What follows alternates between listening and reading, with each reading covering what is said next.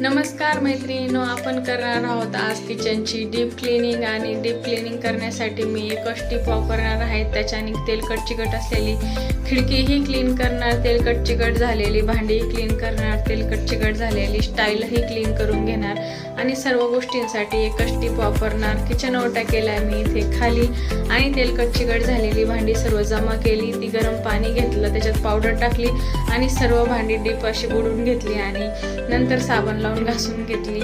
तसंच इथे तुम्ही फ्लॉवर बघू शकता, ते त्याच्यासाठी मी गरम पाणी घेतलं, त्यात पावडर टाकला आणि ते सर्व फुलं डीप करून आणि स्वच्छ पाण्याने धुवून घेतले। भांडी झाले इथे स्वच्छ आणि इथे मॉपर घेतला, त्याच्यात गरम पाणी घेतलं, त्याच्यातही कपड्यांचाच पावडर टाकला, छान असं प्रेस केलं आणि तेलकट चिकट झालेली स्टाईलही ह्याच पाण्याने छान अशी व्हिडिओमध्ये दाखवल्याप्रमाणे मॉपरने छान प्रेस करून आपली स्टाईल अशी स्वच्छ करून घेतलेली आहे। आणि गरम पाणी आणि कपड्यांचा पावडर वापरून मी इथे तेलकट चिकट लेअर अगदी इझिली क्लीन केली आणि कोणत्याही प्रकारची माझ्या स्टाईलची शाईन इथे कमी झालेली नाही।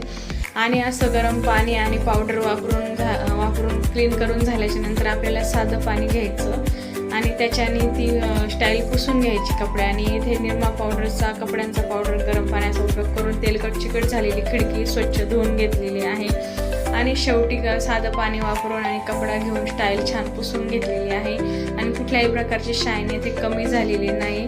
आणि बघू शकता किचन ओटा पुसून झाल्याच्या नंतर आपला फायनल लुक। तर व्हिडिओ आवडला असेल तर लाईक करा आणि सबस्क्राईब करा।